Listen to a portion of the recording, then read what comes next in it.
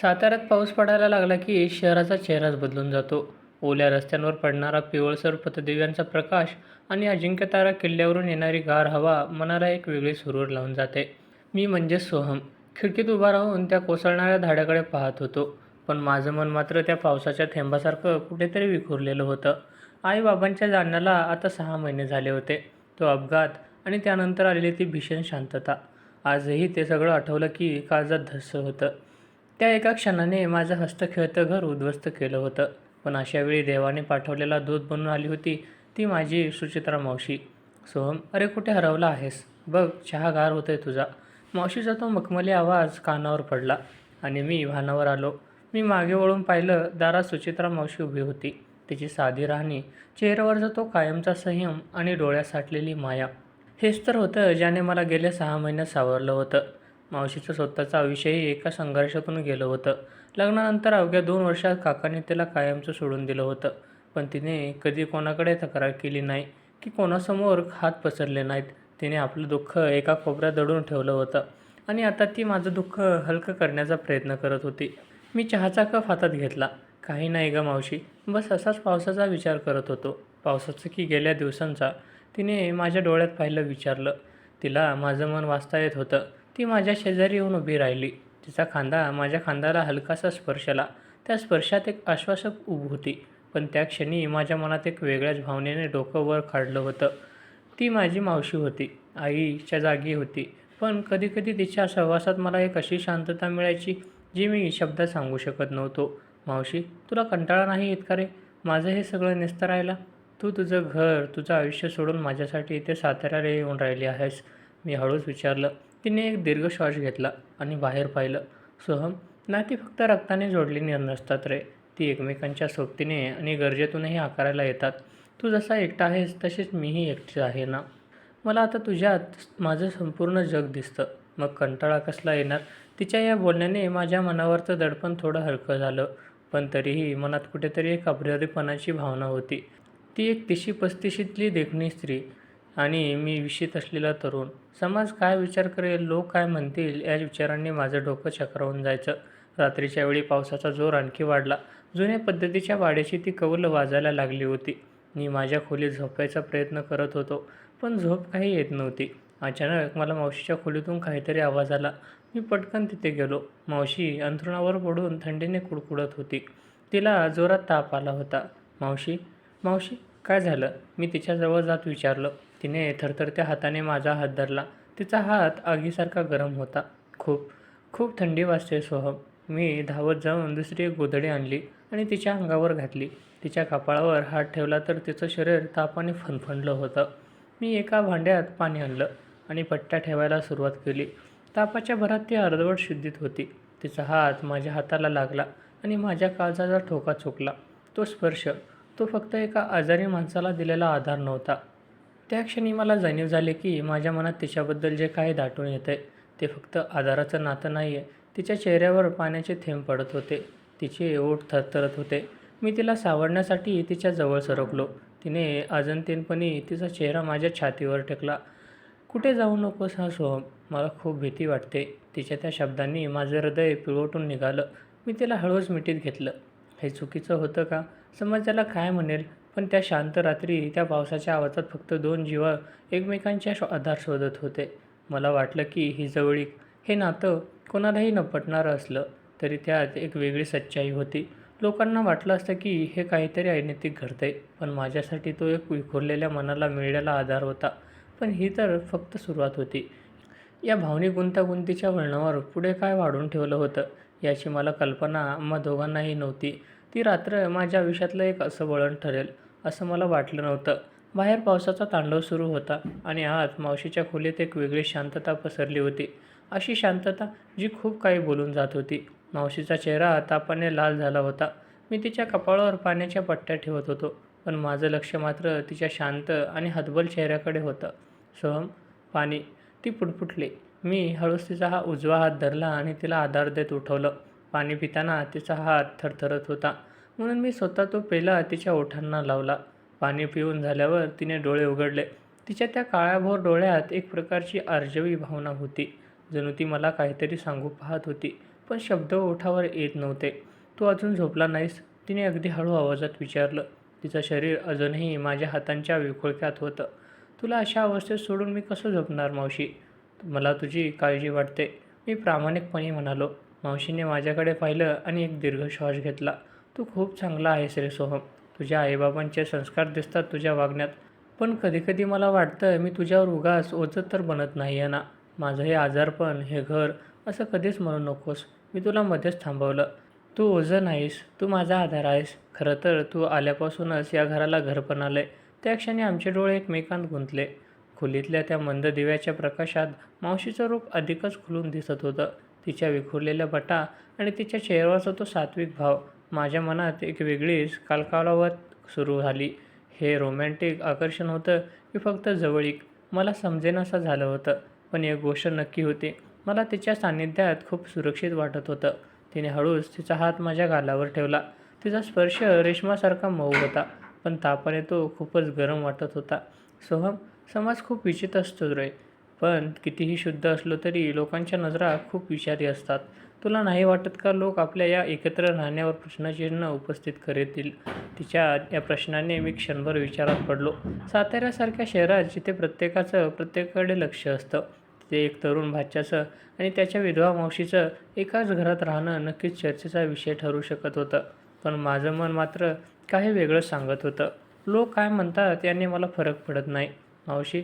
जोपर्यंत आपलं मन साफ आहे तोपर्यंत आपल्याला कोणालाही घाबरण्याची गरज नाही. मी तिचा हात माझ्या हातात घेत म्हणालो. मावशीने माझा हात घट्ट धरला. त्या स्पर्शात एक प्रकारची ओढ होती, जी शब्दांच्या पलीकडची होती. तिला कदाचित समाजाची भीती वाटत होती, पण माझ्याजवळ राहण्याची गरजही तिला जाणवत होती. ती सावकाश माझ्या खांद्यावर डोकं टेकून विसावली. तिच्या केसांचा तो मंद सुवास माझ्या नाकात दरवळला. मला जाणवलं की माझं हृदय नेहमीपेक्षा जास्त वेगाने धडधडत आहे. "सोहम, तू आहेस म्हणून मी आजही उभी आहे." ती हळूच फुटफुटली. रात्र वाढत गेली आणि पाऊसही. आम्ही तसेच बसून होतो. लोकांच्या नजरेत हे कदाचित अनैतिक वाटू शकलं असतं, पण एक तरुण मुलगा आपल्या मावशीला इतक्या जवळ घेऊन बसलाय. पण त्या क्षणी त्या खोलीत फक्त दोन एकटी मनं होती, जी एकमेकांच्या दुःखावर फुंकर घालत होती. मला जाणीव झाली की ही फक्त मावशी आणि भाच्याची कथा उरली नव्हती. हे नातं त्यापेक्षा कितीतरी अधिक गुंतागुंतीचं आणि सखोल होतं चाललं होतं. मी तिला हळूच बेडवर झोपवलं आणि तिच्या अंगावर पांघरून घातलं. बाहेर पडताना मी वळून पाहिलं. ती शांतपणे झोपली होती, पण तिच्या चेहऱ्यावर एक असं स्मित होतं, जे मी याआधी कधीच पाहिलं नव्हतं. दुसऱ्या दिवशी सकाळी जेव्हा मी उठलो, तेव्हा घराबाहेर काही लोक कुजबुजत होते. आमचे शेजारी सुर्यकाका आणि काही स्त्रिया तिथे उभ्या होत्या. त्यांच्या नजरांमध्ये एक प्रकारची शंका होती. मला कळलं की आमची ही जवळीक आता जगाच्या नजरेत यायला सुरुवात झाली आहे. "काय सोहम, मावशीची तब्येत कशी आहे? रात्री खूप उशिरापर्यंत तुझ्या खोलीमध्ये दिवे चालू होते." सूर्यकाकांनी एका खोचक स्वरात विचारलं. त्यांच्या प्रश्नाने माझं डोकं भडभडलं आणि मी स्वतःला हावरलं. "हो काका, तिला ताप होता म्हणून मी तिच्या जवळ होतो. काही अडचण आहे का?" त्यांनी एकमेकांकडे पाहिलं आणि काहीही न बोलता तिथून निघून गेले. पण त्या एका प्रसंगाने मला धोक्याची जाणीव करून दिली. आमचं हे निःशब्द नाते आता लोकांच्या चर्चेचा विषय बनणार होतं. आता मला ठरवायचं होतं, समाजाच्या भीतीने मावशीला लांब करायचं की तिच्या पाठीशी खंबीरपणे उभा राहायचं. शेजाऱ्यांच्या त्या खोचक बोलण्याने माझ्या मनात एक प्रकारची अस्वस्थता घर करून राहिली होती. सूर्यकाकांच्या त्या नजरेत एक असा प्रश्न होता, ज्याचं उत्तर देणं मला त्या क्षणी जमलं नव्हतं. मी घराचा दरवाजा लावून घेतला आणि आत आलो. मावशी किचनमध्ये चहा करत होती आणि तिच्या हालचालीत नेहमीचा उत्साह नव्हता. तिने नक्कीच बाहेरचं ते बोलणं ऐकलं असणार. "मावशी," मी हाक मारली. तिने मागे वळून पाहिलं. तिचे डोळे थोडे लाल झाले होते, जणू ती रडली असावी. "सोहम, चहा घ्या आणि थोडा बाजारात जाऊन ये. घरातलं सामान संपत आलंय." ती माझ्या नजरेला नजर न देता म्हणाली. "मावशी, बाहेर जे लोक बोलत होते त्याकडे लक्ष देऊ नको. लोकांचं कामच असतं बोलणं." मी तिला धीर देण्याचा प्रयत्न केला. तिने हातातला चहाचा कप खाली ठेवला आणि ती माझ्यासमोर येऊन उभी राहिली. "सोहम, हे फक्त लोकांचं बोलणं नाही रे. हा आपल्या प्रतिष्ठेचा प्रश्न आहे. तू तरुण आहेस. तुला अजून खूप मोठं व्हायचं आहे. माझ्यामुळे तुझ्या नावावर कोणताही डाग लागलेला मला चालणार नाही. मला वाटतं मी आता माझ्या गावी परत गेलेलं बरं होईल." तिचे हे शब्द ऐकून माझ्या काळजाचा ठोका चुकला. "गावी? पण का? आणि तू गेली तर माझं काय?" "मी तुला जाऊ देणार नाही." "सोहम, समजून घेण्याचा प्रयत्न कर." ती कळवळून म्हणाली. "लोक आपल्या नात्याकडे ज्या नजरेने बघतायत ती नजर खूप घाणेरडी आहे. आपण कितीही शुद्ध असलो तरी समाजाच्या या भिंती आपण ओलांडू शकत नाही. तिच्या डोळ्यातून अश्रू वाहू लागले. मला राहवलं नाही आणि मी पुढे झालो आणि तिचे दोन्ही हात माझ्या हातात घेतले. त्या स्पर्शाने तिला एक क्षण धक्का बसला, पण तिने हात मागे घेतले नाही. मावशी, जर आपण एकमेकांच्या दुःखात साथ दिली तर तो गुन्हा आहे का? जर आई-बाबा गेल्यावर तू मला आधार दिलास तर ते चुकीचं आहे का? मग आता मी तुला आधार देतोय तर लोकांना का टोचतंय? खोलीत एक गहन शांतता पसरली.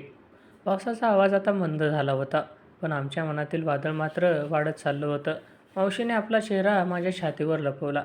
तिचे हुंदके आता स्पष्ट ऐकू येत होते. मी तिला घट्ट कवटाळून धरलं. हे प्रौढ भावनांचं एक असं वळण होतं जिथे नात्याची व्याख्या करणं कठीण होतं. मला जाणवत होतं की ती माझ्यासाठी फक्त एक मावशी नव्हती. ती त्या पलीकडे काहीतरी होती. एक अशी व्यक्ती जिच्याशिवाय मी माझ्या आयुष्याची कल्पनाही करू शकत नव्हतो. मावशी, तू कुठेही जाणार नाहीस. आपण या समाजाला दाखवून देऊ की आपलं नातं हे कोणत्याही घाणेरड्या विचारांपलीकडचं आहे. मी तिच्या केसांवरून हात फिरवत म्हणालो, पण मावशीच्या मनातली भीती अजूनही कायम होती. तिने हळूच डोकं वर केलं आणि माझ्या डोळ्यात पाहिलं. सोहम, तुला खरंच वाटतं का आपण हे करू शकू? जेव्हा संपूर्ण जग आपल्या विरुद्ध उभं असेल, तेव्हा तुझा हा विश्वास डळमळीत तर होणार नाही ना? कधीच नाही, मी ठामपणे म्हणालो. त्या दिवशी दुपारची वेळ होती. पाऊस थांबला होता, पण आकाश अजूनही ढगाळलेलं होतं. आम्ही दोघं सोफ्यावर बसून बोलत होतो. बोलता बोलता आमची जवळीक अधिकच वाढत गेली. तिने तिचा हात माझ्या खांद्यावर ठेवला आणि मी तिचा हात हातात घेतला. त्या क्षणी मला जाणीव झाली की हे नातं रोमॅन्टिक वळण घेतंय. पण हे प्रेम एका तारुण्याच्या एका स्त्रीवर असलेलं प्रेम होतं, जे खूप सखोल आणि भावनिक होतं. अचानक दारावरची बेल वाजली. आम्ही दोघंही दचकून बाजूला झालो. मावशीने पदर सावरला आणि मी दरवाजा उघडला. समोर साताऱ्यातील आमचे काही लांबचे नातेवाईक उभे होते. त्यांच्या चेहऱ्यावरचे भाव पाहून मला कळून चुकलं की वावटळ आता घरापर्यंत पोहोचला आहे. काय सोहम, आम्ही असं ऐकलं की तू आणि सुचित्रा इथे एकटेच राहताय. घरची माणसं गेल्यावर किंवा आम्हा मोठ्यांना तरी सांगायचं होतं. आमचे मोठे काका विनायकराव आत शिरत आले आणि म्हणाले. त्यांच्या शब्दातून विष उसळून वाहत होतं. त्यांची नजर सुचित्रा मावशीच्या साध्या राहणीवर आणि आमच्यातील त्या संशयास्पद वाटणाऱ्या शांततेवर होती. मावशीने मान खाली घातली होती. मला कळलं की आता ही लढाई फक्त शब्दांची उरली नव्हती. काका, मावशी माझी काळजी घ्यायला आहेत, यात चुकीचं काय आहे? मी आवाजातला संयम राखत विचारलं. चुकीचं काही नाही, पण लोकांच्या जिभा आपण पकडू शकत नाही ना. आणि आता आम्हाला वाटतं की सुचित्राने इथे राहण्यापेक्षा तिच्या घरी गेलेलं बरं ठरेल. तू आता मोठा झाला आहेस, तुला एकटं राहायला जमलं पाहिजे. काकांचे शब्द म्हणजे एक प्रकारचे मावशीला घराबाहेर काढण्याची ताकद होती. मी मावशीकडे पाहिलं. ती थरथरत होती. तिला भीती वाटत होती की आता पुन्हा एकदा तिला अनाथ केलं जाईल. पण त्या क्षणी माझ्या मनात एक वेगळी शक्ती संचारली. मी पुढे झालो आणि सगळ्यांसमोर तिचा हात धरला. काका, ही माझी मावशी आहे आणि या घराची सन्माननीय सदस्य ही. ती कुठेही जाणार नाही आणि जर कोणाला काही अडचण असेल तर त्यांनी आमच्या आयुष्यात ढवळाढवळ करू नये, मी ठामपणे सुनावलं. काका आणि इतर नातेवाईक थक्क होऊन माझ्याकडे पाहत राहिले. मावशीनेही आश्चर्याने माझ्याकडे पाहिलं. तिला वाटलं नव्हतं की मी इतक्या धैर्याने त्यांच्यासमोर उभा राहीन. पण हे धैर्याचं कारण होतं माझं तिच्यावर असलेले ते निःशब्द नाते. नातेवाईक रागवून निघून गेले, पण जाताना त्यांच्यात एक सूचक इशारा दिला. लक्षात ठेव सोहम, समाजाच्या विरोधात जाऊन कुणीही सुखी राहिलं नाहीये. जे काही चुकीचं सुरू होतं त्याप्रमाणे तुला भोगावे लागतील. त्यांच्या जाण्यानंतर घर पुन्हा शांत झालं, पण त्या शांततेत एक प्रकारची अस्वस्थता होती. मावशी रडत रडत माझ्याकडे आली. सोहम, हे तू काय केलंस? आता तर अख्खं गाव आपल्याबद्दल बोलेल. मी तिला जवळ घेतलं. बोलू दे मावशी, आपण काहीही चुकीचं करत नाहीत. जर दोन माणसं एकमेकांना आधार देत असतील तर तो गुन्हा नाही, आणि जर हे प्रेम असेल तर मला त्या प्रेमाचा अभिमान आहे. त्या रात्री साताऱ्यात पुन्हा पावसाने पुन्हा रुद्ररूप धारण केलं होतं, पण आमच्या मनात मात्र एक वेगळाच निश्चय होता. आम्हाला माहीत होतं की उद्याची सकाळ नवीन आव्हाने घेऊन येणार आहे, पण आम्ही आता एकत्र होतो. ही भावनिक आणि गुंतागुंतीची कथा आता एका शाळणावर येऊन आली होती, जिथे नैतिक आणि अनैतिक यातील रेषा पुसट होत चालली होती. नातेवाईक गेल्यानंतर घरात पसरलेली ती शांतता जास्त भयावह होती. बाहेर कोसळणारा पाऊस जणू आमच्या मनातील कल्लोळाला शाद देत होता. मावशी सोफ्यावर सुन्न होऊन बसली होती. तिचे डोळे रिकामे होते, जणू तिने नियतीसमोर हार मांडली होती. मी तिच्या समोर जाऊन गुडघ्यावर बसलो आणि तिचे गार पडलेले हात माझ्या हातात घेतले. मावशी, तू घाबरली आहेस का? मी विचारलं. तिने मंद स्वरात उत्तर दिलं. सोहम, आपण कोणाविरुद्ध उभे आहोत याची तुला कल्पनाही नाही. हा समाज फक्त रक्ताची नाती ओळखतो, काळजाची नाही. त्यांना आपल्यातील हा आधार अनैतिक वाटतोय. त्यांना वाटते की आपण काहीतरी पाप करतोय. मी तिच्या डोळ्यात डोळे घालून पाहिलं. पाप कशात असतं मावशी? एखाद्याला उघड्यावर सोडण्यात की त्याला मायेने सावरण्यात? जर तुला या घरातून बाहेर काढणं हे लोकांच्या नजरेत पुण्य असेल, तर मला त्या पुण्यात रस नाही. माझ्यासाठी तुझं अस्तित्व हीच माझी नैतिकता आहे. त्या रात्री आम्ही खूप वेळ बोललो. पहिल्यांदाच आमच्यातील संकोच गळून पडला होता. मावशीने तिचं पूर्ण आयुष्य मला सांगितलं. कसं तिने आजवर एकटेपणाशी लढा दिला आणि कसं माझ्या रूपात तिने पुन्हा एकदा जगण्याची उमेद मिळाली होती. आमच्यातील ही जवळीक आता फक्त मावशी-भाचा या नात्यापुरती उरली नव्हती. हे दोन प्रौढ व्यक्तींमधील एक सखोल भावनिक बंधन बनलं होतं. सोहम, ती अचानक म्हणाली, मला इथे राहायची भीती नाही आहे, पण तुझ्या भविष्याची काळजी वाटते. लोक तुला नाव ठेवतील. मी हसलो. लोकांचं काय आहे? ते आज बोलतील, उद्या विसरतील. पण जर तुला आज सोडून गेलं, तर मी स्वतःला कधीच माफ करू शकणार नाही. आपण सातारा सोडूया मावशी. आपण पुण्याला किंवा मुंबईला जाऊया. तिथे कोणाला आपण कोण आहोत हे माहीत नसेल. तिथे आपण फक्त दोन माणसं म्हणून राहू, जी एकमेकांवर प्रेम करतात आणि एकमेकांचा आदर करतात. मावशीच्या डोळ्यात पहिल्यांदाच एक आशेचा किरण दिसला. तिने माझा चेहरा हातात घेतला आणि माझ्या कपाळावर एक हलकासा मुका घेतला. तो स्पर्श अश्लील नव्हता, तर तो एक कृतज्ञतेचा आणि प्रेमाचा होता. त्या क्षणी मला जाणवलं की नात्यांना जेव्हा नाव देता येत नाही, तेव्हा ती जास्त पवित्र असतात. दुसऱ्या दिवशी पहाटेच आम्ही आमचं सामान बांधलं. ज्या साताऱ्याने आम्हाला एवढं प्रेम दिलं होतं, तिथूनच आता आम्हाला चोरट्या पावलाने निघावं लागत होतं. पण मनात दुःख नव्हतं, तर एक नवी उमेद होती. वाडा सोडताना मी मागे वळून पाहिलं. तिथल्या भिंतींना आमच्या अनेक आठवणी चिकटलेल्या होत्या. आम्ही एस टी स्टँडवर आलो. बसमध्ये बसल्यावर मावशीने खिडकीबाहेर पाहिलं. तिचं मन अजूनही थोडं जड होतं. मी तिचा हात घट्ट धरला. काळजी करू नको सुचित्रा. मी पहिल्यांदाच तिला नावाने हाक मारली होती. आता सगळं नीट होईल, मी विश्वासाने म्हणालो. माझ्या तोंडून तिचं नाव ऐकल्यावर ती क्षणभर दचकली. पण मग तिच्या चेहऱ्यावर एक गोड लाज आणि समाधान पसरलं. तिने माझ्या खांद्यावर डोकं टेकवलं. बस पुण्याकडे धावू लागली आणि आमचं हे निशब्द नाते एका अशा नवीन प्रवासाला निघालं. समाजाला वाटलं असेल की आम्ही काहीतरी चुकीचं केलं, पण सत्यात आम्ही दोन तुटलेल्या मनांना सावरलं होतं. जिथे जगाला अनैतिकता दिसत होती, तिथे आम्हाला मात्र प्रेमाचा एक नैतिक आणि सुंदर मार्ग सापडला होता. माणसं नाती रक्ताने जोडतात, पण काही नातीही आत्म्याने जोडलेली असतात. आमचं नातंही असंच होतं. काहीसं गुंतागुंतीचं, थोडं रोमॅन्टिक, खूप भावनिक, पण पूर्णपणे खरं